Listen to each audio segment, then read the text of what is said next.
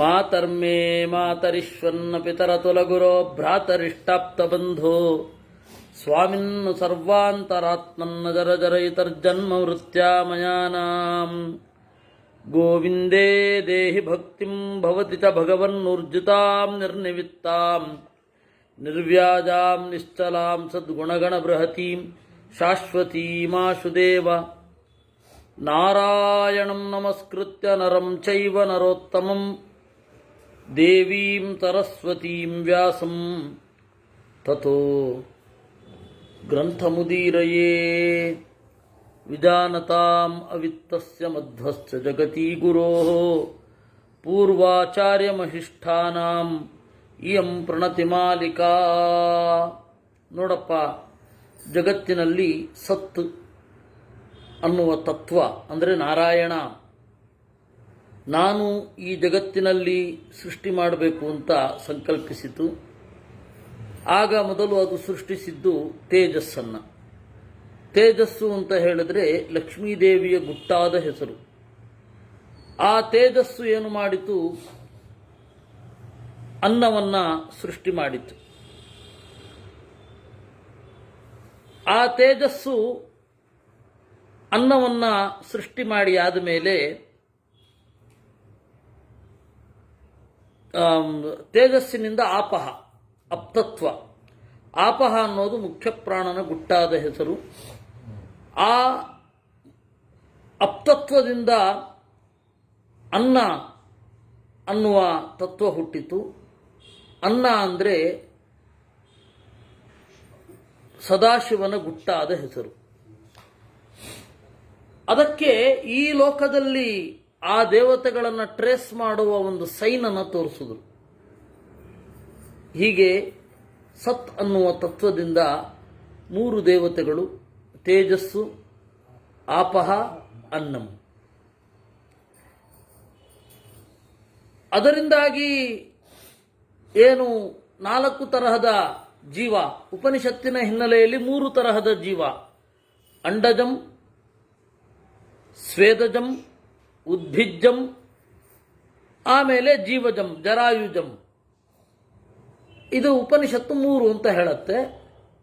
ಆ 3 ತರಹದ ಜೀವರು ಏನು ಹುಟ್ಟುತ್ತಾರೆ ಅದೆಲ್ಲಕ್ಕೂ ಕೂಡ ಒಂದು ನಾಮ, ಒಂದು ರೂಪ ಇರಬೇಕು. ನಾಮ ಅಂದರೆ ನೇಮ್, ರೂಪ ಅಂದರೆ ಫಾರ್ಮ್. ನಾಮ, ರೂಪ ಇವುಗಳಿರಬೇಕು. ಇಲ್ಲಾದರೆ ಅಭಿವ್ಯಕ್ತಿ ಆಗುವುದು ಹೇಗೆ? ಆ ನಾಮ ಹಾಗೂ ರೂಪಗಳು ಇರಬೇಕು ಅಂತಂದ್ರೆ ಈ 3 ಇರಬೇಕು: ಅನ್ನ, ಆಪಹ, ತೇಜಃ. ಇನ್ನೂ ಸ್ವಲ್ಪ ಸರಳೀಕರಣ ಮಾಡುವ. ಅನ್ನವನ್ನು ಪೃಥಿವಿ ಅಂತ ಕರೆಯೋಣ, ಮಣ್ಣು ಅಂತ ಬೇಕಾದರೂ ಕರೆಯೋಣ. ಮಣ್ಣು, ನೀರು, ಬೆಂಕಿ ಇಲ್ಲದ ಯಾವ ತತ್ವ ಈ ಜಗತ್ತಿನಲ್ಲಿ ಇದೆ? ಯಾವುದೇ ಇದ್ರೂ ಇದರ ಕಾಂಬಿನೇಷನ್ನೇ ಮಣ್ಣು, ನೀರು, ಬೆಂಕಿ. ಈ ಸೃಷ್ಟಿ ಹಾಗೆ ಮಾಡಲಿಕ್ಕೆ ನಾನು ಇವರ ಒಳಗಡೆ ಪ್ರವೇಶ ಮಾಡಬೇಕು. ಅದಕ್ಕೆ ದೇವರೇನು ಮಾಡಿದ? ಜೀವೇನ ಆತ್ಮನ ಅನುಪ್ರವಿಶ್ಯ ನಾಮರೂಪೇ ವ್ಯಾಕರವಾಣಿ. ಜೀವದ ಜೊತೆಗೂಡಿ ಒಳಹೊಕ್ಕು ನಾಮ ಹಾಗೂ ರೂಪಗಳನ್ನು ತಳೆಯುವಂತೆ ಮಾಡ್ತೇನೆ ಅಂತ ಅಂದುಕೊಂಡ. ಜೀವ ಅಂದರೆ ಯಾವುದು? ಅನಿರುದ್ಧ ಅಂತ. ಅನಿರುದ್ಧನನ್ನ ಕರೆಯುವಂತಹ ಒಂದು ಹೆಸರು, ಅನಿರುದ್ಧನ ಗುಟ್ಟಾದ ಹೆಸರು ಏನಂತ ಕರೀತಾರೆ? ಜೀವ. ಅವನಂದುಕೊಂಡ ಸತ್ತನ್ನುವ ತತ್ವ ಈ ತೇಜಃ, ಆಪಹ, ಅನ್ನ ಈ 3 ಅನಿರುದ್ಧ ರೂಪದಿಂದ ಒಳಹೊಕ್ಕು ಪರಸ್ಪರರನ್ನ ಬೆಸೆದು ಈ ಜಗತ್ತಿನ ನಾಮರೂಪಗಳಿಗೆ ಕಾರಣ ಆಗ್ತೇನೆ ಅಂತ. ಆಮೇಲೆ ಈ 3 ಮತ್ತೆ 3ರ ಒಳಗೆ ಒಂದಾಗಿ ಇರಲಿ, ಈ 3ರಲ್ಲಿ ಪರಸ್ಪರ ಒಂದು ಬೆರಕೆ ಉಂಟಾಗಲಿ, ಸೇಯಂ ದೇವತಾ ಇಮಾಸ್ತಿಸ್ರೋ ದೇವತಾ ಅನೇನ ಜೀವೇನ ಆತ್ಮನ ಅನುಪ್ರವಿಶ್ಯ ನಾಮರೂಪೇ ವ್ಯಾಕರೋತ್. ಹೀಗೆ ಇದು ಜಗತ್ತಿನ ಸೃಷ್ಟಿ. ನೀವು ಯಾವುದೇ ನೋಡಿದ್ರೂ ಈ ಮೂರು ಇರ್ತದೆ. ತಾಸಾಂ ತ್ರಿವೃತಂ ಏಕೈಕಾಮಕರೋತ್. ಯಥಾತು ಖಲು ಸೌಮ್ಯ ಇಮಾಹ ತಿಸ್ರಃ ದೇವತಾಃ ತ್ರಿವೃದೇಕೈಕಾ ಭವತಿ ತನ್ಮೇ ವಿಜಾನೀಹಿ ಇತಿ. ಈ ಮೂರು ದೇವತೆಗಳು ಜಗತ್ತಿನಲ್ಲೆಲ್ಲ ವ್ಯಾಪಿಸಿದ್ದಾರೆ. ಪಿಂಡಾಂಡ ಬ್ರಹ್ಮಾಂಡಗಳನ್ನು ವ್ಯಾಪಿಸಿದ್ದಾರೆ. ಅದರಿಂದಾಗಿ ಯದಗ್ನೇರೋಹಿತಂ ರೂಪಂ. ನೋಡಿ, ಆ ಮೂರು ಮತ್ತೆ ಹೇಗೆ ಮೂರಾಗಿ ಇದೆ ಅನ್ನೋದನ್ನು ನೋಡೋಣ. ಬೆಂಕಿಯನ್ನು ತೆಗೆದುಕೊಂಡ್ರೆ ಬೆಂಕಿಯಲ್ಲಿರುವ ಬಿಳಿ ಏನಿದೆ, ತೇಜಸಸ್ತದ್ರೂಪಂ, ಅದು ತೇಜಸ್ಸಿನ ರೂಪ. ಯಚ್ಛುಕ್ಲಂ, ಆ ಬೆಂಕಿಯಲ್ಲಿರುವ ನಿರ್ಮಲತೆ ಏನಿದೆ ಅದು ನೀರಿನ ರೂಪ. ಯತ್ ಕೃಷ್ಣಂ ತದನ್ನಸ್ಯ ಅಪಾಗಾತ್, ಯಾವುದು ಕಪ್ಪು ಇದೆ ಬೆಂಕಿಯಲ್ಲಿ ಕಾಣುವಂಥದ್ದು ಅದು ಭೂಮಿಯ ಭಾಗ. ಹೀಗೆ ಅಗ್ನಿತತ್ವದಲ್ಲಿಯೇ ಮತ್ತೆ ಎರಡರ ಸಮಾವೇಶ ಆಯಿತು. ತದೇವಾಗ್ನೇರಗ್ನಿತ್ವಂ ವಾಚಾರಂಭಣಂ ವಿಕಾರೋ ನಾಮಧೇಯಂ ತ್ರೀಣಿ ರೂಪಾಣೀತ್ಯೇವ ಸತ್ಯಂ. ಈ ಮಾತಾಡುವಾಗ ಏನಂತ ಹೇಳ್ತೇವೆ? ಮುಖ್ಯವಾಗಿ ಈ ಮೂರು ರೂಪವೇ ಇರೋದು, ನಾಮ ರೂಪ ಕರ್ಮ ಅಂತ. ಯದಾದಿತ್ಯಸ್ಯ ರೋಹಿತಂ ರೂಪಂ ತೇಜಸಸ್ತದ್ರೂಪಂ. ಇನ್ನು ಸೂರ್ಯನನ್ನ ಮೇಲ್ಗಡೆ ಎದ್ದು ಬೆಳಗ್ಗೆ ನೋಡಿದಾಗ ಆ ಸೂರ್ಯನಲ್ಲಿ ಕಾಣುವ ಕೆಂಪು ಏನಿದೆ ಅದು ತೇಜಸಸ್ತದ್ರೂಪಂ ಅಂದ್ರು. ಯಚ್ಛುಕ್ಲಂ, ಸೂರ್ಯನಲ್ಲಿರುವ ಬಿಳಿ ಏನಿದೆ ಅದು ತದಪಾಂ ಅಪ್ತತ್ವದ್ದು. ಯತ್ಕೃಷ್ಣಂ ತದನ್ನಸ್ಯಾಪಾಗಾತ್, ಏನು ಕಪ್ಪು ಇದೆ ಅದು ಭೂಮಿಯ ಭಾಗ. ಅಂದರೆ ಈ ಸೂರ್ಯನಲ್ಲಿ ಇರುವ ಕೆಂಪು ಭಾಗ ಏನಿದೆ ಅದು ಲಕ್ಷ್ಮಿಯ ಸನ್ನಿಧಾನದಿಂದ ಉಂಟಾದದ್ದು. ಬಿಳಿ ಭಾಗ ಏನಿದೆ ಅದು ಮುಖ್ಯಪ್ರಾಣನ ಸನ್ನಿಧಾನದಿಂದ ಉಂಟಾದದ್ದು. ಏನು ಕಪ್ಪು ಭಾಗ ಇದೆ ಅದು ಸದಾಶಿವನ ಅಂಶ ಸನ್ನಿಧಾನದಿಂದ ಉಂಟಾಗಿದ್ದು ಅಂತ. ಈ ರೀತಿ ಮಾತು ಈ ಮೂರನ್ನು ಮುಚ್ಚಿ ಈ ಮೂರಕ್ಕೆ ಒಂದು ಹೆಸರನ್ನ ಹೇಳುತ್ತೆ. ವಸ್ತುತಃ ತ್ರೀಣಿ ರೂಪಾಣೀತ್ಯೇವ ಸತ್ಯಂ. ಯಚ್ಚಂದ್ರಮಸೋರೋಹಿತಂ ರೂಪಂ, ರಾತ್ರಿಯಲ್ಲಿ ನೋಡಿದರೆ ಚಂದ್ರನನ್ನ ಆ ಕೆಂಪು ಏನಿದೆ ಅದು ತೇಜಸ್ಸಿನ ರೂಪ. ಬಿಳಿ ಏನಿದೆ ಅದು ನೀರಿನ ರೂಪ. ಕಪ್ಪು ಏನಿದೆ ಅದು ಅನ್ನದ ರೂಪ. ಹಾಗೆ ಈ ಜಗತ್ತು ಮೂರರಿಂದ ಕೂಡಿಕೊಂಡಿದೆ. ಇಡೀ ಜಗತ್ತು ಯದ್ವಿದ್ಯುತೋರೋಹಿತಂ ರೂಪಂ, ಮಿಂಚಿನ ರೂಪವೂ ಅಷ್ಟೇ. ಲಕ್ಷ್ಮೀದೇವಿ ಇದ್ದಾಳೆ, ಮುಖ್ಯಪ್ರಾಣ ಇದ್ದಾನೆ, ಸದಾಶಿವ ಇದ್ದಾನೆ. ಈ ರೀತಿ ಮೂರು ರೂಪಗಳಿವೆ. ಆ ಮೂರು ರೂಪ ಒಂದರೊಳಗೊಂದು ಹೊಕ್ಕಿದೆ. ಅದರಿಂದಾಗಿ ಇದನ್ನು ತಿಳಿಯದಿದ್ದರೆ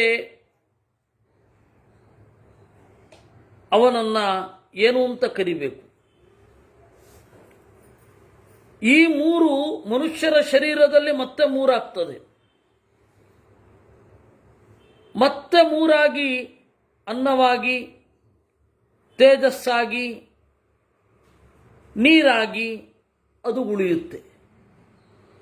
ಈ ಮೂರು ರೂಪಗಳು, ಈ ಮೂರು ದೇವತೆಗಳು ಒಬ್ಬರೊಳಗೊಬ್ಬರು ಸೇರಿ ಶರೀರದ ಒಳಗಡೆ ಇದ್ದು ಅದರ ಸೂಕ್ಷ್ಮ ರೂಪದಿಂದ ಅವರು ಉಳಿತಾರೆ. ಸ್ಥೂಲ ರೂಪದಿಂದ ಅವರು ಅಧಿಷ್ಠಿಸಿದ ವಸ್ತುಗಳೆಲ್ಲ ಹೊರಗಡೆ ಹೊರಟು ಹೋಗುತ್ತೆ. ದೇವತೆಗಳು ಯಾವ ರೀತಿ ಪದಾರ್ಥಗಳೊಳಗಡೆ ಇದ್ದು ನಮಗೆ ಅನುಗ್ರಹ ಮಾಡ್ತಾರೆ ಅಂತಂದರೆ ಅದಕ್ಕೊಂದು ಉದಾಹರಣೆ ನಾನು ಒಂದೇ ಒಂದು ಮಾತನ್ನ ಹೇಳ್ತೇನೆ.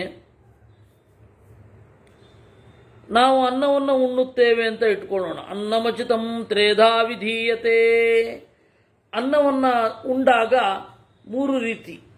ತಶ್ಚಯಸ್ಥವಿಷ್ಠೋ ಧಾತು ತತ್ಪುರೀಶಂ ಭವತಿ. ಅದರ ಸ್ಥೂಲವಾದ ರೂಪ ಮೈಯಿಂದ ಹೊರಗಡೆ ಹೋಗುತ್ತೆ.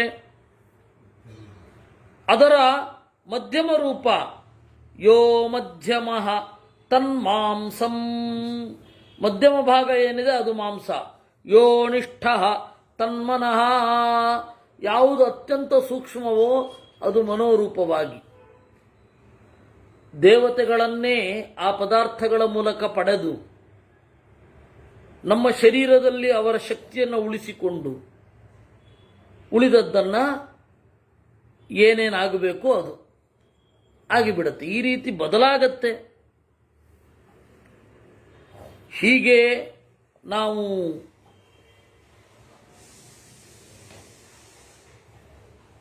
ಎಲ್ಲವನ್ನ ದೇವತೆಗಳ ಶಕ್ತಿಯನ್ನು ಪಡ್ಕೊಳ್ತಾ ಇದ್ದೇವೆ. ನೋಡಿ, ಮಾತು ಬಹಳ ದೊಡ್ಡದು. ಆ ಮಾತು ಏನಿದೆ ಅದು ತೇಜಸ್ಸಿನ ರೂಪ, ಬೆಂಕಿಯ ರೂಪ. ಆ ಮಾತು ಏನಿದೆ ಅದು ಬರಬೇಕಾದ್ರೆ ನೀರು ಬೇಕು. ಕೇವಲ ನೀರು ಅದು ತಾತ್ಕಾಲಿಕಕ್ಕೆ. ಅದರ ಬಗ್ಗೆ ಹೇಳಬೇಕು ಅಂತಂದ್ರೆ ನೋಡಪ್ಪ, ಪುರುಷಃ ಪಂಚದಶಾಹ ನಿಮಾಶೀಹಿ, 15 ದಿವಸ ಊಟ ಮಾಡದೇ ಇರು. ಕಾಮಮಪಪ್ಪಿಬಾ, ಎಷ್ಟು ಬೇಕಾದರೂ ನೀರು ಕುಡಿ. ಆಪೋಮಯ ಪ್ರಾಣೋನಪಿ ಬತೋ ವಿಚ್ಛೇತ್ಸ್ಯ ತೈತಿ, ಪ್ರಾಣ ಇದೆ, ಬದುಕಿದ್ದೀನಿ. ಹೇಳು, ಈಗ 15 ದಿವಸ ಉಪವಾಸದಲ್ಲಿ ನೀರು ಕುಡ್ಕೊಂಡಿರ್ತಾನೆ. ಹೇಳು, ಋಗ್ವೇದ ಯಜುರ್ವೇದ ಸಾಮವೇದ ಆಗುವಲ್ಲ, ಬದುಕಿದ್ದೀನಷ್ಟೇ. ಆಮೇಲೆ ಉಂಡ್ರೆ ಅದೆಲ್ಲವೂ ಬರುತ್ತೆ. ನವೈ ಮಾ ಪ್ರತಿಭಾಂತಿ ಭೋ ಇತ್ಯುವಾಚ. ಈ ರೀತಿ ಪ್ರಾಣ, ಮನಸ್ಸು, ಮಾತು ಇವುಗಳೆಲ್ಲ ಇರಬೇಕು ಅಂದರೆ ಈ ಮೂರರ ಪ್ರವೇಶ ಇರಬೇಕು.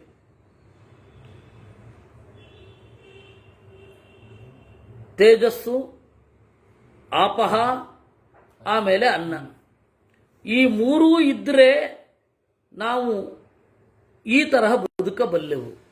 ಆ ಮೂರನ್ನು ಸೃಷ್ಟಿ ಮಾಡಿದವನು ಜೀವ, ಅದರ ಒಳಗಡೆ ಪ್ರವೇಶ ಮಾಡಿದವನು ಜೀವ ಅಂದರೆ ಅನಿರುದ್ಧ. ಅವನು ತಿಳ್ಕೊಂಡಿದ್ಯಾ? ತಿಳ್ಕೊಂಡಿಲ್ಲ ಅಲ್ವಾ? ಮತ್ತ್ಯಾಕಪ್ಪ ತಿಳ್ಕೊಂಡಿದ್ದೀನಿ ಎನ್ನುವ ಅಹಂಕಾರ ಅಂತ ಕೇಳಿದ. ಉದ್ದಾಲಕೋ ಹಾರುಣಿ ಶ್ವೇತಕೇತುಂ ಪುತ್ರಮುವಾಚ ಸ್ವಪ್ನಾಂತಂ ಮೇ ಸೌಮ್ಯ ವಿಜಾನೀಹೀತಿ. ಆಮೇಲೆ ತಂದೆಯೇ ಮುಂದುವರಿದು ಮಗನಿಗೆ ಹೇಳಿದ, ಮಗು, ಮಲಗೋದು ಅಂದ್ರೆ ಏನು ಅಂತ ಗೊತ್ತಾ? ಗಾಢವಾದ ನಿದ್ರೆ ಅಂದ್ರೆ ಏನು? ಸತಾ ಸೌಮ್ಯ ತದಾ ಸಂಪನ್ನೋ ಭವತಿ ಸ್ವಮಪೀತೋ ಭವತಿ ತಸ್ಮಾದೇನಂ ಸ್ವಪಿತೀತ್ಯಾಚಕ್ಷತೆ ಸ್ವಂ ಹಿ ಅಪೀತೋ ಭವತಿ. ಸ್ವಪಿತಿ ಅಂದರೆ ಲಯವನ್ನು ಹೊಂದುತ್ತಾನೆ. ಅದರಿಂದಾಗಿ ದೇವರ ಜೊತೆಗಿರುವುದನ್ನ ಸ್ವಪ್ನ, ಸುಷುಪ್ತಿ ಅಂತ ಕರೀತಾರೆ. ಸ ಯಥಾ ಶಕುನಿ ಸೂತ್ರೇಣ ಪ್ರಬದ್ಧ ದಿಶಂ ದಿಶಂ ಪಥಿತ್ವಾ ಅನ್ಯತ್ರ ಆಯತನಮಲಬ್ಧ್ವಾ ಬಂಧನ ಪ್ರಾಣಮೇವೋಪಾಶ್ರಯತೆ. ಬಂಧನಮೇವೋಪಾಶ್ರಯತೆ ಇಲ್ಲಿಂದ ಒಂದು ಸ್ವಲ್ಪ ಲಘುವಾಗತ್ತೆ ದೃಷ್ಟಾಂತಗಳು. ಹೇಗೆ ಹಕ್ಕಿಯೊಂದನ್ನು ಕಾಲಿಗೆ ದಾರದಲ್ಲಿ ಕಟ್ಟಿ ಅದನ್ನು ಒಂದು ಕಂಬಕ್ಕೆ ಕಟ್ಟಿದರೆ ದಿಶಂ ದಿಶಂ ಪತಿತ್ವ, ದಿಕ್ಕುಗಳಿಗೆ ಹಾರಿ, ಅನ್ಯತ್ರ ಆಯತನ ಮಲಬ್ಧ್ವ, ಬೇರೆ ಅಲ್ಲೇ ಹಾರ್ತಾನು ನಿಂತಿರ್ಲಿಕ್ಕಾಗಲ್ಲ. ದಾರ ಎಷ್ಟು ಉದ್ದ ಇದೆಯೋ ಅಷ್ಟು ಹಾರಬಹುದು, ಆಮೇಲೆ ಕೆಳಗಡೆ ಬರಬೇಕಾಗತ್ತೆ.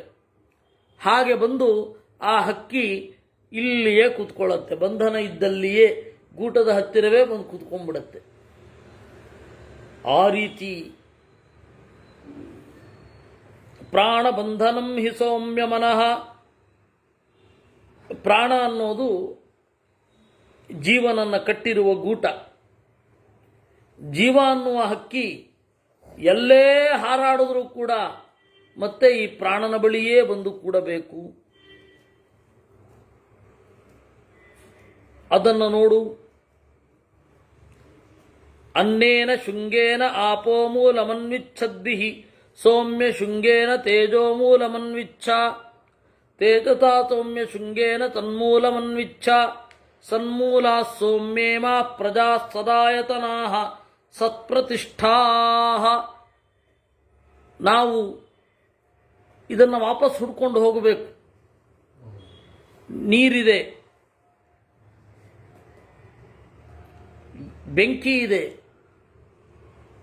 ಹಾಗೆ ಈ ಬೆಂಕಿಗೂ ಆಶ್ರಯವಾದ ಒಂದು ತತ್ವ ಇದೆ, ಅದೇ ಸತ್. ಆ ಸತ್ ಅನ್ನುವ ತತ್ವವನ್ನು ಹುಡುಕಿಕೊಂಡು ಹೋಗಬೇಕು. ಆಗ ನಿನಗೆ ಏನು ಅಂತ ತಿಳಿದೀತು. ಅದನ್ನು ತಿಳ್ಕೊಂಡಿದೆಯೇನಪ್ಪ ನಿನಗೆ? ಈಗ ಹೇಳು. ಸ ಆತ್ಮ ತತ್ವಮಸಿ ಶ್ವೇತಕೇತೋ ಇತಿ. ನೀನವನ ಅಂತ ಕೇಳಿದ್ದು. ಸ ಆತ್ಮ ತತ್ವಮಸಿ, ನೀನವನೋ? ತತ್ವಮಸಿ ಅಂತ ಹೇಳಿ ಅದು ಉಪದೇಶ ಅಲ್ಲ, ಪ್ರಶ್ನೆ ಅದು. ಈಗ ಹೇಳು.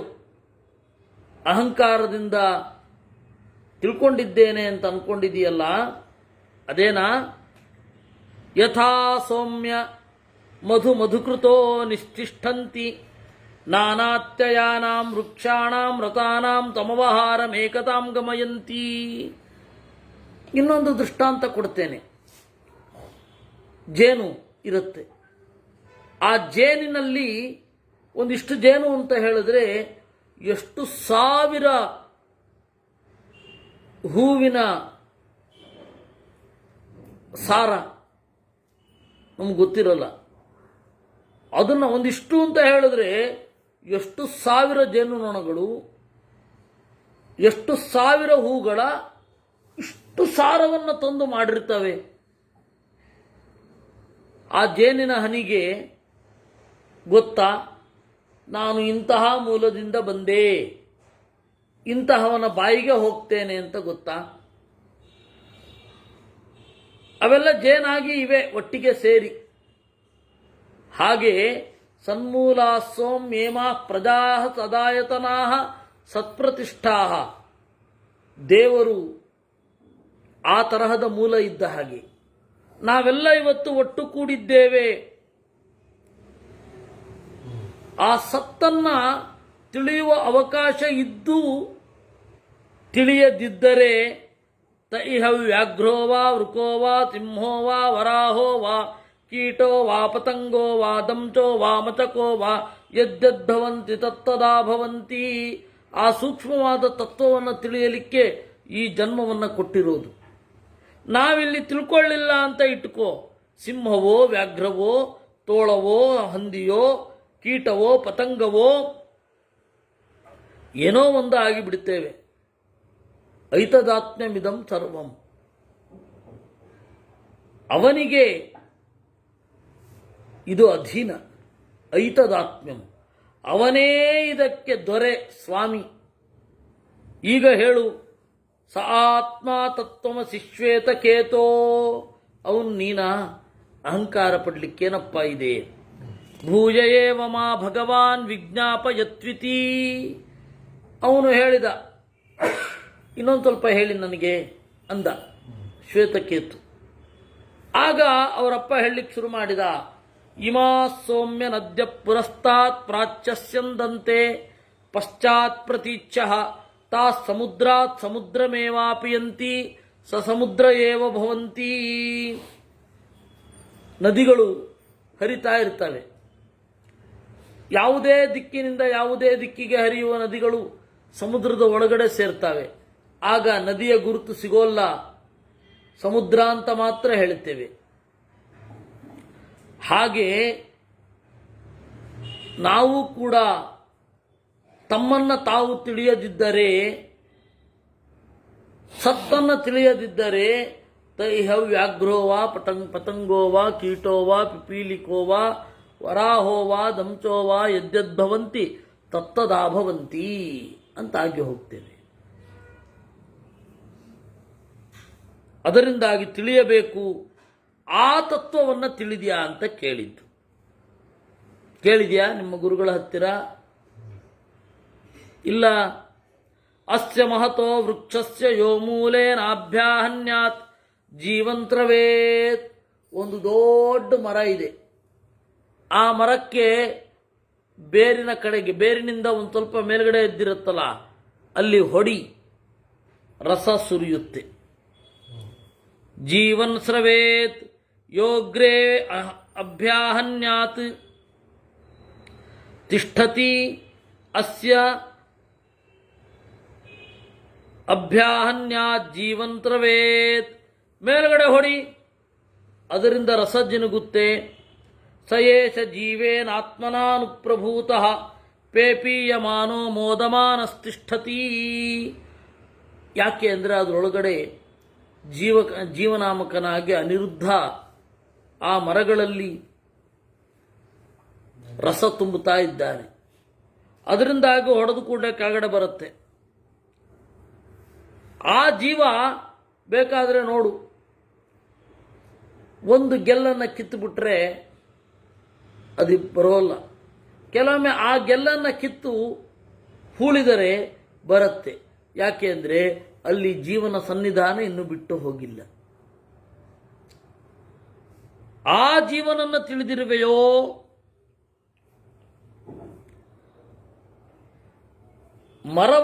ಮರದ ಗೆಲ್ಲನ್ನ ಬಿಟ್ಟು ಹೋದ ಜೀವ ಇಡೀ ಮರವನ್ನು ಬಿಟ್ಟು ಹೋದ್ರೆ ಆ ಮರವೂ ಒಣಗಿ ಹೋಗತ್ತೆ. ಅವನನ್ನು ತಿಳ್ಕೊಂಡಿದೀಯಾ ಅಂತ. ಜೀವಾಪೇತಂ ವಾ ವಕಿಲೇದಂ ವಿಜ್ಞಾಪಯತೆ ಕಿಲೇದಂ ಮ್ರಿಯತೆ ನ ಜೀವೋ ಮ್ರಿಯತೆ. ಅಂತಹವನನ್ನು ತಿಳ್ಕೊಂಡಿದ್ದೀಯಾ? ಸ ಆತ್ಮ ತತ್ವಮಸಿ. ಅವನು ತಿಳ್ಕೊಂಡೇ ಇಲ್ಲ ಅಂದರೆ ನೀನೇ ಅವನಾಗಿದ್ದೀಯಾ? ತಿಳ್ಕೊಂಡೇ ಇಲ್ಲ, ನೀನೇ ಅವನ. ನೆಗ್ರೋಧ ಫಲಂ ಅಥಮಾಹರ ಮತ ಆಹಾರ ಇತಿ. ನೆಗ್ರೋಧ ಫಲಂ ಆಹಾರ. ನೋಡು, ಆ ಹಣ್ಣನ್ನು ತೆಗೆದುಕೊಂಡು ಬಾ. ಇತಿ ಇದಂ ಭಗವೈತಿ. ಇದೋ ತಂದೆ. ಭಿಂದೀತಿ ಸೀಳು. ಭಿನ್ನಂ ಭಗವೈತಿ ಸೀಳಿದೆ. ಕಿಮತ್ರ ಪಶ್ಯಸಿ. ಏನು ನೋಡ್ತಾ ಇದೀಯಪ್ಪ? ಅಣ್ವ್ಯ ಇವೇಮಾಧಾನ ಭಗವೈತಿ. ಅತ್ಯಂತ ಸೂಕ್ಷ್ಮವಾದ ಬೀಜವನ್ನು ಕಂಡೆ. ಆಸಾಂ ಅಂಗೈಕಾಂ ಭಿಂದೀತಿ. ಈ ಬೀಜವನ್ನು ಸೀಳು. ಭಿನ್ನ ಭಗವೈತಿ ಸೀಳಿದೆ. ಕಿಮತ್ರ ಪಶ್ಯಸಿ. ಏನು ನೋಡ್ತಾ ಇದ್ದಿ? ನ ಕಿಂಚನ ಭಗವೈತಿ. ಏನನ್ನೂ ನೋಡ್ತಾ ಇಲ್ಲ. ಯಂ ವೈ ಸೌಮ್ಯ ಏತ ಮಣಿಮಾನಂ ನ ನಿಭಾಲಯತೆ ಏತಸ್ಯ ವೈ ಸೌಮ್ಯೇಶೋಣಿಂ ನ ಏವಂ ಮಹಾನ್ ನೆಗ್ರೋಧಸ್ತಿಷ್ಠತಿ. ನೀನು ಈ ಬೀಜದ ಒಳಗಡೆ, ಸೂಕ್ಷ್ಮ ಬೀಜದ ಒಳಗಡೆ ಏನನ್ನು ನೋಡ್ತಾ ಇಲ್ಲ ಅಲ್ವಾ? ಏನನ್ನೂ ನೋಡದೇ ಇದ್ದ ಮೇಲೆ, ಏನು ಇಲ್ಲ ಅಂತ ಖಾತ್ರಿ ಆದಮೇಲೆ ಈ ಬೀಜವನ್ನು ಬಿತ್ತಿದರೆ ಇದರ ಒಳಗಡೆಯಿಂದ ಮರ ಇರೋದಾದರೂ ಹೇಗೆ? ಯಾವ ಮರದಿಂದ ಈ ಬೀಜ ಬಿತ್ತೋ ಅದೇ ತರಹದ ಮರದ ಅಂಗಾಂಗಗಳೆಲ್ಲ ಇರೋದು ಹೇಗೆ? ಪುರುಷನ ಶರೀರದಿಂದ ಹೊರಡುವ ರೇತಸ್ಸಿನಲ್ಲಿ ರೋಮಮೂಲಗಳಿರಬೇಕು, ಕೇಶಮೂಲ ಇರಬೇಕು, ರಕ್ತನಾಳಿಗಳಿರಬೇಕು, 7 ತರಹದ ಧಾತು, ತ್ವಕ್, ಚರ್ಮ, ಮಾಂಸ, ರುಧಿರ, ಮೇಧಸ್ಸು, ಮಜ್ಜ, ಸ್ನಾಯು, ಅಸ್ಥಿ ಈ ತರಹ ಇರಬೇಕು. ಇದೆಲ್ಲ ಹೇಗೆ? ಅಷ್ಟು ಚಿಕ್ಕದಾಗಿ ಇತ್ತು, ನಮಗೆ ಕಾಣಲಿಲ್ಲ. ಹುಟ್ಟಿದ ಮಗುವಿಗೆ ಮೀಸೆ ಇರೋದಿಲ್ಲ. ಮೀಸೆ ಬರೋದಿಲ್ವೇ? ಬರುತ್ತೆ. ಬರಬೇಕಾದ್ರೆ ಇರಬೇಡ್ವೇ? ಮತ್ತೆ ಇರಲ್ಲ. ನಮಗೆ ಕಂಡದ್ದು ಹಾಗೆ. ಹಾಗೆ ಇದು. ಅದರಿಂದಾಗಿ ಅತ್ಯಂತ ಸೂಕ್ಷ್ಮವಾದದ್ದನ್ನು ನೋಡಲಿಕ್ಕಾಗಲ್ಲಪ್ಪ. ಈ ಬೀಜದ ಒಳಗಡೆಯೇ ಇರುವ ಸೂಕ್ಷ್ಮವಾದ ತತ್ವವನ್ನು ನೋಡಲಿಕ್ಕಾಗಲ್ಲ ಅಂದರೆ ಇನ್ನು ಜೀವರ ಒಳಗಡೆ ಇರುವ ಸೂಕ್ಷ್ಮಾತಿ ಸೂಕ್ಷ್ಮವಾದ ಎಲ್ಲದರ ಒಳಗಡೆ ಇರುವ ತತ್ವವನ್ನು ತಿಳಿಲಿಕ್ಕಾಗತ್ತಾ? ಅದನ್ನಲ್ವಾ ಕೇಳಬೇಕಾದದ್ದು. ಹೋಗಲಿ, ಸ ಆತ್ಮ ತತ್ವಮಸಿ, ಆ ತತ್ವ ನೀನಾ? ಯಥಾ ಸೌಮ್ಯ ಪುರುಷಂ ಗಂಧಾರೇಭ್ಯೋಭಿನದ್ಧಾಕ್ಷಮಾನೀಯ ತಂ ತತೋತಿ ಜನೇ ವಿಸೃಜೇತ್ ಸ ಯಥಾ ತತ್ರ ಪ್ರಾಂಗ್ವಾ ಉದಂಗ್ವಾ ಅಧರಾಂಗ್ವಾ ಪ್ರಾಧ್ಮಾಯೀತ ಅಭಿನದ್ಧಾಕ್ಷ ಆನೀತಃ ಅಭಿನದ್ಧಾಕ್ಷಃ ಲವಣಮೇತದುದಕ್ಕೆ ಅವಧಾ. ನೋಡಪ್ಪ, ಹೋಗು, ನೀರು ತಗೊಂಡು ಬಂದೆ ಅಪ್ಪ. ಉಪ್ಪು ಹಾಕು, ಉಪ್ಪು ಹಾಕಿದೆ. ಮಾ ಪ್ರಾತ ರೂಪಸೀದತಾ, ಸರಿ ನಾಳೆ ಬೆಳಗ್ಗೆ ಬಾ, ಹೋಗು. ಬಂದ. ಸಹ ತಥಾಚಕಾರ ತಮ್ಮೋವಾಚ ಯದ್ದೋತ ಲವಣಮೇತದುದಕ್ಕೆ ಅವಧಾ ಅಂಗ ತದಾಹರೈತಿ. ಆಗಲೇ ಇತ್ತಲ್ಲ, ನೆನ್ನೆ ರಾತ್ರಿ ಹಾಕಿದ್ದೆಲ್ಲ ಆ ಉಪ್ಪು ಮತ್ತೆ ತಗೊಂಡು ಬಾ. ನೋಡಿದ ಅಂತ ಒಳಗಡೆ ಕೈ ಹಾಕಿ. 12 ವರ್ಷ ಓದ್ ಬಂದಿದ್ದಾನು. ನೋಡ್ದ, ಇಲ್ಲ ಅಪ್ಪ ಅಂದ. ಏನು ಗೊತ್ತಾಗಿಲ್ವಾ? ಸರಿ, 3 ಭಾಗ ಮಾಡು. ಮೊದಲಿನದ್ದು ಆಚಮನ ಮಾಡು. ಅಂತಾದಾಚಾಮೇತಿ, ಕುಡಿ, ಉಪ್ಪಾಗಿದೆ. ಮಧ್ಯದ್ದು ಕುಡಿ, ಉಪ್ಪಾಗಿದೆ. ಆಮೇಲೆ ಮೊದಲಿನದ್ದು ಕುಡಿ, ಉಪ್ಪಾಗಿದೆ. ನೋಡಿದ್ಯಾ? ನಿನಗೆ ಅದು ಗೊತ್ತಿಲ್ಲ, ಆದರೆ ಅನುಭವ ಅಂತೂ ಬರ್ತಾ ಇದೆ. ದೇವರ ಅನುಭವವು ಹಾಗೇ ಅಂದ್ರು. ಆಮೇಲೆ ಯಥಾ ಸೌಮ್ಯ ಪುರುಷಂ ಗಾಂಧಾರೇಭ್ಯೋಭಿನದ್ಧಾಕ್ಷಮಾನೀಯ ತಂ ತತೋತಿ ಜನೇ ವಿಸೃಜೇತ್. ಗಾಂಧಾರ ದೇಶದಿಂದ, ಗಾಂಧಾರ ಅಂದರೆ ಈಗಣ ಅಫ್ಘಾನಿಸ್ತಾನ, ಅಲ್ಲಿಂದ ಕರ್ಕೊಂಡು ಚೆನ್ನಾಗಿ ಕಣ್ಣು ಕಾಣದಂತೆ ಗಟ್ಟಿ ಬಟ್ಟೆ ಕಟ್ಟಿಬಿಟ್ಟಿರು. ಇನ್ನಿಲ್ಲೆಲ್ಲೋ ಬಿಡು ಅವನನ್ನ. ವಿಸೃಷ್ಟ ತಸ್ಯ ಯಥಾಭಿನಹನಂ ಪ್ರಮುಚ್ಯ ಪ್ರಬ್ರೂಯಾತ್ ಏತಾಂ ದಿಚಂ ಗಂಧಾರ ಏತಾಂ ದಿಚಂ ವ್ರಜೇತಿ ಸಗ್ರಾಮಾತ್ ಗ್ರಾಮಂ ಗಚ್ಚನ್ ಪಂಡಿತೋ ಮೇಧಾವಿ ಗಾಂಧಾರಾನೇವ ಉಪಸಂಪದ್ಯೇತ. ಅವನನ್ನ ಇಲ್ಲಿ ಕಣ್ಣು ಬಿಚ್ಚಿದ್ರೆ ಅವನು ಮತ್ತೆ ಮೊದಲಿಂದ ಕೇಳ್ತಾ ಹೋಗ್ತಾನೆ, ನಾನು ಎಲ್ಲಿದ್ದೇನೆ. ಒಂದೊಂದೇ ಕೇಳಿಕೊಂಡು ಅಲ್ಲಿಗೆ ಹೋಗಬೇಕು ಅಂದರೆ ಯಾವ್ಯಾವ ಗ್ರಾಮ ಸಿಗತ್ತೆ. ನೆಕ್ಸ್ಟ್ ಏನು ಮಾಡ್ತಾನೆ, ಅವನೊಂದು ಚಿಕ್ಕ ಚಿಕ್ಕ ಅಂತರಗಳನ್ನು ಸೆಟ್ ಮಾಡ್ಕೋತಾನೆ. ಈಗ ಮೈಸೂರಿಗೆ ಹೋಗಬೇಕು ಅಂತಂದರೆ ಫಸ್ಟ್ ಬಿಡದಿ, ಆಮೇಲೆ ರಾಮನಗರ ತಲುಪಿದ ಕೂಡಲೇ ಮುಂದಿನ ಊರಿಗೆ ದಾರಿ ಕೇಳ್ತಾನೆ. ಅಲ್ಲಿ ಚನ್ನಪಟ್ಟಣ ಅಂತ ಕೇಳಿದ ಕೂಡಲೇ ಅಲ್ಲಿ ಮುಂದಿನ ಊರಿಗೆ ದಾರಿ ಕೇಳ್ತಾನೆ. ಮದ್ದೂರು, ಅದನ್ನು ಗುರಿಯಾಗಿಟ್ಕೊಂಡು ಹೋಗ್ತಾನೆ. ಆಮೇಲೆ ಕಡೆಗೆ ಬರ್ತಾನೆ. ಹಾಗೆಯೇ ಆಚಾರ್ಯವಾನ್ ಪುರುಷೋ ವೇದ. ಅವನೇನು ಮಾಡ್ತಾನೆ, ಗುರುಗಳನ್ನು ಹೊಂದಿ ದೇವರನ್ನು ತಿಳಿತಾನೆ. ಈಗ ಹೇಳು, ಆ ಆದೇಶವನ್ನು ನೀನು ಕೇಳಬೇಕಿತ್ತು. ಆದೇಶ ಅಂದರೆ ತತ್ವ. ಆ ತಿಳ್ಕೊಳ್ಬೇಕಾದದ್ದನ್ನು ನೀನು ತಿಳ್ಕೊಳ್ಬೇಕಿತ್ತು. ಈಗ ಹೇಳು, ನೀನು ಅವನ ಈಗ ಹೇಳ್ತಾ ಇದ್ದಾಗ ತಿಳ್ಕೊತಾ ಇದ್ದಿ ದೇವ್ರ ಬಗ್ಗೆ. ನೀನು ಇನ್ನೂ ತಿಳ್ಕೊಂಡೇ ಇಲ್ಲ, ಅವನೇ ನಾನು ಅಂತ ಹೆಂಗೆ ಅನ್ಕೊಂಡಿ? ಪುರುಷಂ ಸೌಮ್ಯೋಪತಾಪಿನಂ ಜ್ಞಾತಯ ಪರ್ಯುಪಾತತೆ ಜಾನಾತಿ ಮಾಮಿತಿ ತಸ್ಯ ಯಾವನ್ನವಾಂಗ್ಮನತಿ ಸಂಪದ್ಯತೆ ಮನ ಪ್ರಾಣೇ ಪ್ರಾಣಸ್ತೇಜತಿ ತೇಜ ಪರಸ್ಯಾಂ ದೇವತಾಯಾಂ ತಾವಜ್ಜಾನಾತಿ. ಒಬ್ಬ ಸಾಯುವ ಸ್ಟೇಜಲ್ಲಿ ಇರ್ತಾನೆ, ಉಪತಾಪಿ. ಅವನನ್ನು ಕುರಿತು ಬಂದು ಕೇಳ್ತಾರೆ, ಏನು ಗೊತ್ತಾಯ್ತಾ ಯಾರು ಬಂದಿದ್ದೀನಿ ಅಂತ, ಗೊತ್ತಾಯ್ತಾ ಅಂತ ಅವನು ಮುಂದೆ ಹೇಳ್ತಾರೆ. ಎಲ್ಲಿಯ ತನಕ ಮಾತು ಪ್ರಾಣದಲ್ಲಿ ಲೀನವಾಗುವುದಿಲ್ಲವೋ, ಮಾತು ಮನಸ್ಸಿನಲ್ಲಿ, ಮನಸ್ಸು ಪ್ರಾಣನಲ್ಲಿ, ಪ್ರಾಣ ತೇಜಸ್ಸಿನಲ್ಲಿ ಲೀನವಾಗುವುದಿಲ್ಲವೋ ಅಲ್ಲಿ ತನಕ ರಿಯಾಕ್ಟ್ ಮಾಡ್ತಾನೆ. ಆಮೇಲೆ ರಿಯಾಕ್ಟೇ ಮಾಡಲ್ಲ, ಇಲ್ವೇ ಇಲ್ಲ. ಯಾರು ಅನ್ನೋದೇ ಗೊತ್ತಾಗೋದಿಲ್ಲ. ಯಾವುದು ಇದ್ರೆ ಮೂಲಭೂತವಾಗಿ ಅವನು ಮಾತನಾಡ್ತಾನೋ ಆ ತತ್ವವನ್ನು ನೀನು ತಿಳ್ಕೊಂಡಿದ್ದೀಯಾ, ಆ ತತ್ವವನ್ನು ಇದೇ ಮೊದಲ ಬಾರಿ ಕೇಳ್ತಾ ಇದ್ದಿ ಅಂದರೆ ಅವನು ಹೇಗೆ ನಾನು ಅಂತ ಅನ್ಕೋತಿ. ನಾನು ಯಾರು ಅಂತಾನೆ ಒಬ್ಬ ಗೊತ್ತಿಲ್ಲ, ಅವನು ಯಾರು ಅಂತಾನೆ ಗೊತ್ತಿಲ್ಲ ನನಗೆ. ರಾಮಯ್ಯ ಅಂತ ಅವನ ಜೀವನದಲ್ಲಿ ನಾನು ನೋಡಿಲ್ಲ. ಅವನು ನಾನು ಆಗ್ತೇನೆ ಅಂತ ಹೆಂಗೆ ಅನ್ಕೊಳ್ಳೋದು? ಬೇಕಾದ್ರೆ ಗೊತ್ತಿರೋರಾದರೆ, ತೀರಾ ಹತ್ತಿರದಲ್ಲಿರೋರಾದರೆ ಅವರು ಗೊತ್ತಿದ್ದಾರೆ, ಆದರೆ ಅವ್ರು ನಾವಾಗಲ್ಲ ಅಂತನಾದರೂ ತಿಳ್ಕೊಳ್ಬೋದು. ಇದು ಅದಕ್ಕೂ ಸಾಧ್ಯ ಇಲ್ಲ, ಗೊತ್ತೇ ಇಲ್ಲ ಅಂಥವನನ್ನು ನಾನು ಅಂತ ಅನ್ಕೊಂಡ್ಬಿಡೋದಂತೆ, ಸಾಧ್ಯವೇ ಇಲ್ಲ. ಪುರುಷಂ ಸೌಮ್ಯೋತ ಹಸ್ತಗೃಹೀತಂ ಆನಯಂತಿ ಅಪಾಹಾರ್ಷೀತ್ ಸ್ಥೇಯಮಕಾರ್ಷೀತ್ ಪರಶುಮಸ್ಮೈ ತಪತೇತಿ. ಅಗ್ನಿದಿವ್ಯ, ಜಲದಿವ್ಯ ಅಂತ ಆ ಕಾಲದಲ್ಲಿ ಎರಡು ತರಹ ಪರೀಕ್ಷೆ ಮಾಡ್ತಾ ಇದ್ರು. ಅಗ್ನಿದಿವ್ಯ ಅಂತಂದರೆ ಬೆಂಕಿಯನ್ನು ಮುಟ್ಟಿ ನೋಡೋದು, ಆಣೆ ಮಾಡೋದು.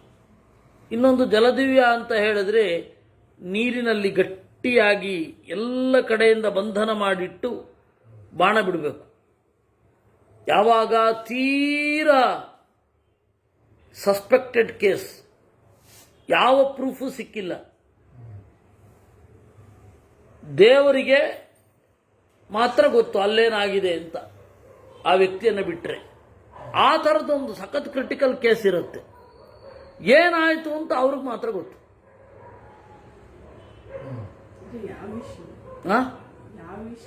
ಯಾವುದೇ ವಿಷಯ, ಅಪರಾಧದ ವಿಶೇಷತಃ ಅವನಿಗೆ ಮಾತ್ರ ಗೊತ್ತು, ಅವನೊಬ್ಬ ಮಾತ್ರ ಗೊತ್ತು ಏನು ಮಾಡಿದ್ದಾನೆ. ಕೆಲವೊಮ್ಮೆ ಅವನಿಗೂ ಗೊತ್ತಿರಲ್ಲ, ಯಾಕೆ ಹೀಗಾಯಿತು ಅಂತ ಗೊತ್ತಿಲ್ಲ ಅಂತ ಪ್ರಾಮಾಣಿಕವಾಗಿ, ಆದರೆ ಶಿಕ್ಷೆ ವಿಧಿಸಲೇಬೇಕಾಗತ್ತೆ. ಅವನು ಹೇಳ್ತಾ ಇಲ್ಲ. ಅವನನ್ನು ಈ ಅಗ್ನಿದಿವ್ಯಕ್ಕೆ ಒಳಪಡಿಸ್ತಾರೆ. ಬೆಂಕಿಯನ್ನು ಮುಟ್ಟಿ ಅಥವಾ ಉರಿಯುವ ಪದಾರ್ಥವನ್ನು ಮುಟ್ಟಿ ಪ್ರತಿಜ್ಞೆ ಮಾಡಬೇಕು, ನಾನಿದನ್ನು ಮಾಡಿಲ್ಲ, ಮಾಡಿದರೆ ನನ್ನ ಕೈ ಸುಡ್ಲಿ ಅಂತ. ಆ ಅಗ್ನಿದಿವ್ಯ ಮುಟ್ಲಿಕ್ಕಷ್ಟೇ ಇರೋದು, ಸೀದಾ ಒಳಗಡೆನೆ ಹೊಟ್ಟೋದ್ಲು, ಅದು ಅಗ್ನಿದಿವ್ಯ. ಇನ್ನೊಂದು ಜಲದಿವ್ಯ ಅಂತ ಇದೆ, ಪೂರ್ತಿಯಾಗಿ ಕಟ್ಟಿರ್ತಾರೆ, ಅಲುಗಾಡ್ಲಿಕ್ಕೆ ಆಗಲ್ಲ, ನೀರಿನ ಒಳಗಡೆ ತಲೆ ಮಾತ್ರ ಇರುತ್ತೆ. 3 ಬಾಣಗಳನ್ನು ಬಿಡಿಸ್ತಾರೆ ಅವನಿಗೆ. ಚೆನ್ನಾಗಿ ಬಿಲ್ಗಾರ, ನುರಿತ ಬಿಲ್ಗಾರ, ಒಂದು ಚೂರು ಗುರಿ ತಪ್ಪೋದೇ ಇಲ್ಲ ಅನ್ನುವವನಿಗೆ ಮಾಡ್ತಾರೆ. ಆಗಲೂ 3 ಬಾರಿ ತಪ್ಪಿದರೆ ಅವನು ನ್ಯಾಯವಂತ ಅಂತ ಅರ್ಥ. ಜಲದಿವ್ಯ ಹೆಚ್ಚು ಗೊತ್ತಿಲ್ಲ, ಅಗ್ನಿದಿವ್ಯ ಹೇಳಬಹುದು. ಆ ಅಗ್ನಿದಿವ್ಯವನ್ನು ಮಾಡ್ತಾರೆ. ಯಾಕೆ ಅವನಿಗೆ ಸುಡತ್ತೆ ಅಪರಾಧಿಯಾಗಿದ್ರೆ? ಅನೃತೇನ ಆತ್ಮಾನ ಮಂತರ್ಧಾಯ, ಸುಳ್ಳಿನಿಂದ ತನ್ನನ್ನು ಮುಚ್ಚಿಕೊಂಡು ಮುಟ್ಲಿಕ್ಕೆ ಹೋಗಿರ್ತಾನೆ, ಆವಾಗ ಅವನ ಕೈ ಸುಡುತ್ತೆ. ಸತ್ಯದಿಂದ ಮುಚ್ಚಿಕೊಂಡು ಮುಟ್ಟಿದಾಗ ಸುಡುವುದಿಲ್ಲ. ಆ ರೀತಿ ದೇವರನ್ನು ಕೂಡ ಯಥಾರ್ಥವಾಗಿ ತಿಳಿದು ಮುಟ್ಟಿದರೆ ಅವನು ಉದ್ಧಾರ ಆಗ್ತಾನೆ. ತಪ್ಪಾಗಿ ತಿಳಿದು ಮುಟ್ಟಿದರೆ ಉದ್ಧಾರ ಆಗೋದಿಲ್ಲ.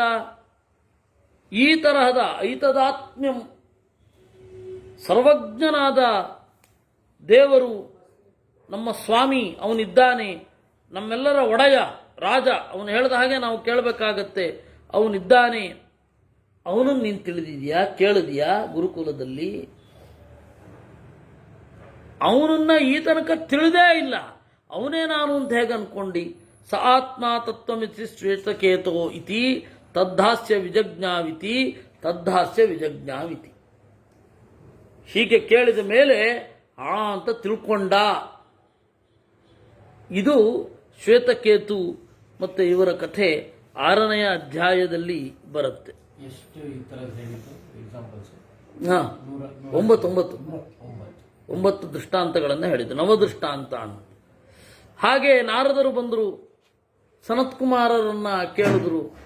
ಆಗ ನಾಮಾದಿ ಪ್ರಾಣ ಪರ್ಯಂತ ದೇವತೆಗಳನ್ನು ಹೇಳಿಕೊಂಡು ಹೋಗ್ತಾರೆ. ನಮ್ಮ ಒಳಗಡೆಯೇ ಆ ತರಹ ಎಲ್ಲ ಒಂದು ಪ್ರಪಂಚ ಇದೆ ಅಂತಲೇ ನಮಗೆ ಗೊತ್ತಿರೋದಿಲ್ಲ. ಅದಾದ ಮೇಲೆ ಮುಕ್ತಿಯಲ್ಲಿ ಸಿಗುವ ವೈಭವ ಅದನ್ನು ನಿರೂಪಣೆ ಮಾಡ್ತಾರೆ. ಅದಾದ ಮೇಲೆ ಇಂದ್ರ ಮತ್ತೆ ವಿರೋಚನರ ಕಥೆ ಬರುತ್ತೆ. ಒಬ್ಬ ಅವಸರದಲ್ಲಿ ಹೇಗೆ ತೀರ್ಮಾನ ಮಾಡ್ತಾನೆ, ಏನೇ ಟೆಕ್ಸ್ಟ್ ಇದ್ರೂ ಅವನಿಗೇನು ಬೇಕೋ ಅದನ್ನು ಮಾತ್ರ ತಿಳ್ಕೊತಾನೆ. ಎಷ್ಟೇ ಅದ್ಭುತವಾದ ಟೆಕ್ಸ್ಟ್ ಇರಲಿ, ಅವನಿಗೇನು ಬೇಕೋ ಅದನ್ನು ಮಾತ್ರ ತಗೊಳ್ತಾನೆ. ಸ್ವಭಾವಕ್ಕನುಗುಣವಾಗಿ ವಿದ್ಯೆ ಅನ್ನೋದು ಫಲಿಸುತ್ತೆ. ಎಷ್ಟೆಲ್ಲ ಇರುತ್ತೆ, ಅದನ್ನು ಒಬ್ಬ ಅದರಲ್ಲಿರೋದನ್ನು ನಿಜವಾಗಿಯೂ ಪಡ್ಕೊಳ್ತಾನೆ, ಇನ್ನೊಬ್ಬ ಅವನಿಗೆ ಎಷ್ಟು ಬೇಕೋ ಅಷ್ಟನ್ನು ತೆಗೆದುಕೊಳ್ತಾನೆ. ಹಾಗೆ ಹೇಳ್ತಾ ಆ ಇಂದ್ರ ಮತ್ತು ವಿರೋಚನರ ಸ್ವಭಾವದ ಕಥೆಯನ್ನು ನಮಗೆ ನಿರೂಪಣೆ ಮಾಡ್ತಾ ಈ ಉಪನಿಷತ್ತು ಮುಗಿಯುತ್ತೆ. ಈ ತರಹದ ದೇವರನ್ನು ತಿಳಿಯಬೇಕು. ಇದನ್ನು ತದೈತದ್ ಬ್ರಹ್ಮ ಪ್ರಜಾಪತಿಯ ವಾಚ, ಬ್ರಹ್ಮ ಪ್ರಜಾಪತಿಗೆ ಹೇಳಿದ. ಪ್ರಜಾಪತಿನ ಮನವೇ, ಪ್ರಜಾಪತಿ ಅಂದರೆ ಇಲ್ಲಿ ಸದಾಶಿವ, ಅವನು ಮನುವಿಗೆ, ಮನು ಪ್ರಜೆಗಳಿಗೆ ಅಂತ ಹೇಳಿದ್ದು.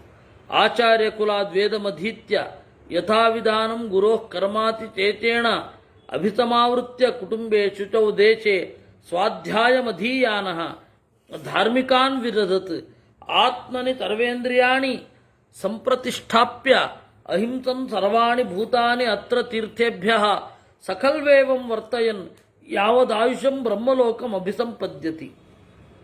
ಈ ತರಹದ ದೇವರನ್ನು ಗುರುಗಳಿಂದ ತಿಳಿದು ಶುಚಿಯಾದ ಕುಟುಂಬವನ್ನು ಪಾಲನೆ ಮಾಡ್ತಾ, ಶುಚಿಯಾದ ದೇಶದಲ್ಲಿ ಇರ್ತಾ, ಬದುಕಿರುವ ತನಕ ಸ್ವಾಧ್ಯಾಯವನ್ನು ಅಧ್ಯಯನ ಮಾಡ್ತಾ, ತನ್ನ ಮುಂದಿನ ಪೀಳಿಗೆಗೂ ಕೂಡ ಧಾರ್ಮಿಕತೆಯ ಬಗ್ಗೆ ಎಚ್ಚರ ಮೂಡಿಸುತ್ತಾ, ಯಾರನ್ನೂ ಹಿಂಸೆ ಮಾಡದೆ ತೀರ್ಥಕ್ಷೇತ್ರಗಳನ್ನು ಸಂಚಾರ ಮಾಡ್ತಾ ಆಯುಷ್ಯದವರೆಗೂ ಯಾರು ಇರ್ತಾನೆ ಅವನು ಬ್ರಹ್ಮಲೋಕಂ ಅಭಿಸಂಪದ್ಯತೆ, ಬ್ರಹ್ಮಲೋಕಕ್ಕೆ ಹೋಗ್ತಾನೆ. ನಚ ಪುನರಾವರ್ತತೆ, ಮರಳಿ ಬರುವುದಿಲ್ಲ ಅಂತ ಹೇಳಿ 8ನೇ ಅಧ್ಯಾಯ ಮುಗಿಯುತ್ತೆ. ಬೇರೆ ಉಪನಿಷತ್ತಿನದ್ದಾದರೂ ಅಲ್ಲಿ ಕಿವಿಗೆ ಬಿದ್ದಿರುತ್ತೆ. ಈ ಬೃಹತ್ರಯಿ ಅಂದರೆ ದೊಡ್ಡ 3 ಉಪನಿಷತ್ತುಗಳು ಏನಿದೆ, ಅದು ಹೆಚ್ಚಾಗಿ ಕಿವಿಗೆ ಬಿದ್ದಿರೋದಿಲ್ಲ.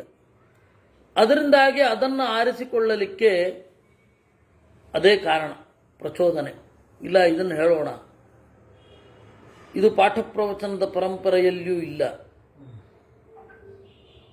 ಯಾವಾಗಾದರೂ ಒಮ್ಮೆ ಸರ್ವಮೂಲದ ಓಡು ನಡಿಗೆಯಲ್ಲಿ ಎಲ್ಲ ಸರ್ವಮೂಲ ಆಗಬೇಕು ಅಂತ ಹೇಳಿ ಇದನ್ನು ಹೇಳ್ತಾರೆ. ಇದನ್ನು ಸಾವಧಾನವಾಗಿ ಇದೊಂದನ್ನೇ ತಿಳಿದು ಇದನ್ನೇ ಚೆನ್ನಾಗಿ ಚಿಂತನೆ ಮಾಡಿ ಅಧ್ಯಯನ ಮಾಡುವಂತಹ ವಾತಾವರಣವೂ ಈಗ ಸದ್ಯಕ್ಕೆ ಇಲ್ಲಿ ಇಲ್ಲ. ಇದು ಆಯಾ ವೇದಗಳನ್ನು ಪ್ರತಿನಿಧಿಸುತ್ತೆ. ಪ್ರತಿನಿಧಿ ಯಾವತ್ತೂ ಅಪೂರ್ಣ, ಆಯಾ ವೇದಗಳಿಗೂ ಹೋಗಬೇಕು. ತಂದೆ ಮಗನ ಪ್ರತಿನಿಧಿ, ಮಗ ತಂದೆಯ ಪ್ರತಿನಿಧಿ, ಹಾಗಂತ ಹೇಳಿ ತಂದೆಯ ಎಲ್ಲ ಫ್ರೆಂಡ್ಸ್ಗಳನ್ನು ಏಕವಚನದಲ್ಲಿ ಕರೀಲಿಕ್ಕಾಗ್ತದ? ಆಗಲ್ಲ. ಮನೆವಾಳ್ತೆಯಲ್ಲಿ ಅದು ಏನು, ಆಸ್ತಿ ನಿರ್ವಹಣೆ ಮೊದಲಾದ ವಿಚಾರದಲ್ಲಿ ತಂದೆಯ ಪ್ರತಿನಿಧಿ ಮಗ. ಹಾಗಂತ ತಂದೆಯ ಎಲ್ಲ ಕೆಲಸವನ್ನೂ ಮಾಡಲಿಕ್ಕಾಗಲ್ಲ. ಹೇಗೋ ಹಾಗೆ ಉಪನಿಷತ್ತು ಆ ದಿಗ್ದರ್ಶಕ. ವೇದದ ಎಲ್ಲ ಕೆಲಸ ಹೇಳುತ್ತೆ ಅಂತಲ್ಲ, ವೇದದ ಸಾರ ಅಂತ ಹೇಳಿ ಒಂದು ಹಂತದಲ್ಲಿ ಒಪ್ಪಬಹುದಾದರೂ ವೇದದ ಪ್ರತಿನಿಧಿ, ಅದನ್ನು ಚಿಂತನೆ ಮಾಡಬೇಕಾಗತ್ತೆ. ಈ ದಿಸೆಯಲ್ಲಿ ವೇದವನ್ನು ಹೋಗಿ ಓದಬೇಕಾಗತ್ತೆ. ಇಷ್ಟರೊಂದಿಗೆ ನಮ್ಮ ಈ ಚಿಂತನೆಯ ಒಂದು ಲಹರಿ ಆಯ್ದ ಭಾಗಗಳನ್ನು ನಾವು ನೋಡಿದ್ದೇವೆ. ಇದಕ್ಕೆ ಒಂದು ನೆಪಾಂತ ಒದಗಿ ಬಂದದ್ದು ನಮ್ಮ ಸಂದೀಪ್ ಮತ್ತು ಮಾಧವಿ ಅವರ ದಾಂಪತ್ಯದ 25ನೇ ವರ್ಷದ ಒಂದು ಆಚರಣೆ. ಆ ಹಂತದಲ್ಲಿ ಅವರು ಬೇರೆ ಏನು ಹೇಳಿದರೂ ಆಗಬಹುದಿತ್ತು. ಭಾಗವತವೋ, ವಿಷ್ಣು ಪುರಾಣದ ಯಾವುದಾದ್ರೂ ಭಾಗವೋ, ಅಥವಾ ವೇದವನ್ನೇ ಹೇಳಿದರೂ ಆಗಬಹುದಿತ್ತು. ಆದರೆ ದೇವರು ನನಗೆ ಪ್ರಚೋದನೆ ಮಾಡಿದ್ದು ಉಪನಿಷತ್ತನ್ನು ಹೇಳೋಣ. ಆಯ್ದ ಭಾಗಗಳು. ಪೂರ್ತಿ ಉಪನಿಷತ್ತನ್ನು ನಾವು ಇಲ್ಲಿ ಹೇಳಲಿಕ್ಕೆ ಆಗದ ಪರಿಸ್ಥಿತಿ ಇದೆ. ಅದು ಫೇಸ್ಬುಕ್ಕಿನಲ್ಲಿ, ಯೂಟ್ಯೂಬಿನಲ್ಲಿ ಬಿಡಬಾರದಾಗತ್ತೆ. ಗೀತೆಯನ್ನು ಎಲ್ಲರಿಗೂ ಹೇಳಬೇಕು. ಮಹಾಭಾರತವನ್ನು, ಭಾಗವತವನ್ನು, ರಾಮಾಯಣವನ್ನು ಎಲ್ಲ ಕಡೆ ಹೇಳಬೇಕು. ಪ್ರಧಾನವಾಗಿ ಹೇಳಬಹುದಾದದ್ದು 2: ಮಹಾಭಾರತ ಮತ್ತು ರಾಮಾಯಣ. ಭಾಗವತ ತಾತ್ಪರ್ಯದ ಹಿನ್ನೆಲೆಯಲ್ಲಿ ಭಾಗವತವನ್ನು ಅದರ ಆಯಾಮಗಳೊಂದಿಗೆ ಹೇಳೋದು ಕಷ್ಟ ಇದೆ. ಮತ್ತೇನಿಲ್ಲ, ಒಂದೋ ಅರ್ಥ ಆಗಲ್ಲ, ಒಂದೋ ದುರುಪಯೋಗ ಮಾಡ್ಕೋತಾರೆ, ಅದನ್ನು ಹೇಗೆ ಬೇಕಾದ ಹಾಗೆ ತಿರುಚುತ್ತಾರೆ. ನಾನು ನನ್ನ ಜೀವನದಲ್ಲಿ ಅನುಭವಿಸಿದ ಸತ್ಯ. ಒಬ್ಬ ವ್ಯಕ್ತಿಗೆ ನಾನು ಆಚಾರ್ಯರ ತಾರತಮ್ಯದ ಮಹತ್ವವನ್ನು, ಮಧ್ವರ ತಾರತಮ್ಯದ ಒಂದು ಪ್ರಕಾರವನ್ನು ಹೇಳಿದ್ದೆ. ಅವರು ಅದನ್ನು ಆಮೇಲೆ ಹೊರಗಡೆ ಪ್ರಚಾರ ಮಾಡ್ತಾ, ನಿಮ್ಮನ್ನು 32 ಮೆಟ್ಟಿಲುಗಳಲ್ಲಿ ಹಾದು ಕರ್ಕೊಂಡು ಹೋಗಿ ನಿಮ್ಮನ್ನು ಕಡೆಯಲ್ಲಿ ರಾಮನೊಂದಿಗೆ ಐಕ್ಯ ಮಾಡ್ತೇನೆ ಅಂತಂದರು. ಮೊದಲನೇ ಲೆವೆಲ್ಲು ಗಂಧರ್ವ, ನೆಕ್ಸ್ಟ್ ಲೆವೆಲ್ಲು ದೇವತೆಗಳನ್ನಾಗಿ ಮಾಡ್ತೇನೆ. ಹಾಗೆ ಆ ದೇವತೆಗಳಲ್ಲಿ, ಆಜಾನಜ ದೇವತೆಗಳ ಲೆವೆಲಲ್ಲಿ ಅವರೊಂದಿಗೆ ನಿಮಗೆ ಐಕ್ಯವನ್ನು ಚಿಂತನೆ ಮಾಡಿಸಿ ಕಡೆಗೊಮ್ಮೆ ದೇವರಲ್ಲಿ ಐಕ್ಯವನ್ನು ಮೂಡಿಸಿ ಬಿಡ್ತೇನೆ ಅಂತ. ಹಾಗೆ ದುರುಪಯೋಗ ಆಗಬಾರದು. ಅದರಿಂದಾಗಿ ಬಹಳ ಕಷ್ಟ. ಉಪನಿಷತ್ತಿನದ್ದು ಮತ್ತು ಬ್ರಹ್ಮಸೂತ್ರ ಇವೆರಡನ್ನು ಫೇಸ್ಬುಕ್ಕಲ್ಲಿ ಮಾಡಬಾರ್ದು ಅಂತ ನಾನು ಅಂದುಕೊಂಡೆ. ಏಕೆಂದರೆ ಅಲ್ಲಿ ಅನೇಕ ಸಂಗತಿಗಳು ಬರುತ್ತೆ. ಇನ್ನೂ ಇನ್ಫ್ಯಾಕ್ಟ್ ಬೇರೆ ಗ್ರಂಥಗಳನ್ನು ಬೇಕಾದರೆ ಹೇಳ್ಬೋದು, ಅನುವ್ಯಾಖ್ಯಾನವನ್ನು ಹೇಳಬೇಕು. ಯಾಕೆ ಅಂತಂದರೆ ಆ ತೀಕ್ಷ್ಣ ತರ್ಕದ ಪ್ರಕ್ರಿಯೆ ಅದು ಜನರಿಗೆ ಒಂದು ಸ್ವಲ್ಪ ಕಷ್ಟ ಆಗುತ್ತೆ. ಯಾರೋ ಒಬ್ಬರಿಗೆ ಈ ಕಡೆಗೆ ಬರಲಿಕ್ಕೆ ಅನುಕೂಲ ಆದರೂ ಆಗಬಹುದು. ಆದರೆ ಆಚಾರ್ಯರ ಗ್ರಂಥಗಳನ್ನು, ಉಪಾಸನೆಯ ಎತ್ತರಗಳನ್ನು ಹೇಳುವ ಗ್ರಂಥಗಳನ್ನು ಮಾಡಬೇಕಾದ್ರೆ ನಮಗೆ ಇದೊಂದು ಇರಬೇಕು, ಬ್ಯಾರಿಯರ್ ಅಂತ ಅನ್ನಿಸ್ತು. ಅದರಿಂದಾಗಿ ನಾನು ಬ್ರಹ್ಮಸೂತ್ರಗಳನ್ನೇನು ಚಿಂತನೆ ಮಾಡ್ತೇವೆ ಅದನ್ನು ಫೇಸ್ಬುಕ್ಕಿನಲ್ಲಿ ಮಾಡೋದಿಲ್ಲ. ಅದು ಮುಂದೆಯೂ ಮಾಡಬಾರ್ದು ಅಂತ ಆಗಿದೆ. ದೇವರು ಆ ರೀತಿ ಮಾಡಬೇಕು. ಇನ್ನು ಸಂದೀಪ್ ಮತ್ತು ಮಾಧವಿ ಅವರ ಒಂದು, ಅವರಿಬ್ಬರು ನನಗಿಂತ ಹಿರಿಯರು. ವಸ್ತುತಃ ಆಶೀರ್ವಾದ ಮಾಡುವಷ್ಟು ದೊಡ್ಡವನೋ ಹಮ್ಮೋ ಏನೂ ಇಲ್ಲ. ಆದರೆ ದೇವರಲ್ಲಿ ನಾನು ಪ್ರಾರ್ಥನೆ ಮಾಡಬಹುದು, ಅವರಿಬ್ಬರಿಗೂ ಇದೇ ರೀತಿಯಾಗಿ ಸಚ್ಛಾಸ್ತ್ರಗಳ ಆವರ್ತನೆಯ ಸುಖ ಸಿಗಲಿ. ಜೀವನದಲ್ಲಿ ಒಂದು ಹಂತ ಆದಮೇಲೆ ಜ್ಞಾನದಿಂದಲೇ ಸುಖ, ಆಮೇಲೆ ನಾಲಿಗೆ ಸುಖ ಆಗತ್ತೆ ಹೋಗುತ್ತೆ, ಟೇಸ್ಟ್ ಬಡ್ಸ್ ಎಲ್ಲ ಹೋಗಿಬಿಟ್ಟಿರುತ್ತೆ. ತೀವ್ರ ಖಾರ, ತೀವ್ರ ಸಿಹಿ, ಆದರೆ ಅದು ಹೊಟ್ಟೆ ತಡೆಯಲ್ಲ. ಹೀಗೆಲ್ಲ ಆಗಿ ರಸದ ಸುಖ, ಸ್ಪರ್ಶದ ಸುಖ 40 ಆದಮೇಲೆ ಎಂಥದ್ದು? ಆಮೇಲೆ ಶಬ್ದದ ಸುಖ ಶಾಸ್ತ್ರವೇ. ರೂಪದ ಸುಖ ಕಣ್ಣು ಮಾಗಿದಾಗ ಕೇವಲ ಚಂದ ಕಾಣ್ತಾ ಇದೆಯೋ ಒಳಗಡೆಯೂ ಚಂದ ಇದೆಯೋ ಅಂತ ವಿಮರ್ಶೆ ಮಾಡುವಷ್ಟು ಪಕ್ವತೆ ಬಂದಾಗ ರೂಪದ ಸುಖ ಏನಿಲ್ಲ ಅಂತ ಅನಿಸುತ್ತೆ. ಹೀಗೆ ಶಬ್ದ ಸ್ಪರ್ಶ ರೂಪ ರಸ ಗಂಧ ಇಷ್ಟೇ ಅಲ್ವಾ ಸುಖ ಇರೋದು, ಇನ್ನೇನಿದೆ ಜಗತ್ತಿನಲ್ಲಿ? ಇಲ್ಲಿ ಸೊಗೈಸುವುದು ಜ್ಞಾನದ ಸುಖ ಮಾತ್ರ. ಹಾಗಾಗಿ ಒಂದು ಹಂತ ಆದಮೇಲೆ ಜ್ಞಾನದ ಸುಖವೇ ಸುಖ. ಅದರಿಂದಾಗಿ ಆ ಪಕ್ವಾವಸ್ಥೆಯಲ್ಲಿ ನೀವಿದ್ದೀರಾ. ಉತ್ತರೋತ್ತರ ಜ್ಞಾನದ ಸುಖ ನಿಮ್ಮನ್ನು ಹೊಂದಲಿ. ಆ ಜ್ಞಾನದ ಸುಖ ಜನ್ಮಜನ್ಮಾಂತರಗಳಿಗೂ ಇರಲಿ. ಈ ತರಹದ ಸಜ್ಜನರ ಸಂಘ ನಮಗೆಲ್ಲರಿಗೂ ಪ್ರತಿ ಜನ್ಮದಲ್ಲಿ ಆಗಲಿ. ಯಾಕೆಂದರೆ ಸಜ್ಜನರ ಸುಖ ಅಷ್ಟೇ ನಾವು ದೇವರ ಹತ್ರ ಬೇಡ್ಕೊಳ್ಬೋದು. ಸಜ್ಜನರ ಸಂಘ ಆಯಿತು ಅಂತಂದರೆ ಜ್ಞಾನ ಅದು ಒಂದು ಕಡೆ ಬಂದೇ ಬರುತ್ತೆ. ಅಟ್ಲೀಸ್ಟು ಜ್ಞಾನದಿಂದ ವಂಚಿತರಂತೂ ಆಗಲ್ಲ. ಅದ್ಯಾವುದು ಅನಿಷಿದ್ಧವಾದ ಕಾಮನೆ. ಸಜ್ಜನರ ಸುಖ, ಜ್ಞಾನದ ಸುಖ ಅದೆಲ್ಲ ನಿಷಿದ್ಧವಾದ ಕಾಮವಲ್ಲ. ಅನಿಷಿದ್ಧ ಕಾಮಿತೆಯೇ ನಿಷ್ಕಾಮಿತ ಅಂತ ಕೃಷ್ಣ ಹೇಳಿದ್ದಾನೆ. ನಿಷಿದ್ಧವಾದದ್ದನ್ನು ಬಯಸಬೇಡಿ, ಬಯಸದೇ ಇರಬೇಡಿ ಅಂತ ಹೇಳಲಿಕ್ಕಾಗೋದೇ ಇಲ್ಲ. ನಿಷಿದ್ಧವಾದದ್ದನ್ನು ಬಯಸಬೇಡಿ ಅಂತ. ಆ ತರಹದ ಅನಿಷಿದ್ಧವಾದದ್ದನ್ನು ನಾವು ಬಯಸಬೇಕು, ದೇವರಲ್ಲಿ ಕೇಳಿಕೊಳ್ಳಬೇಕು.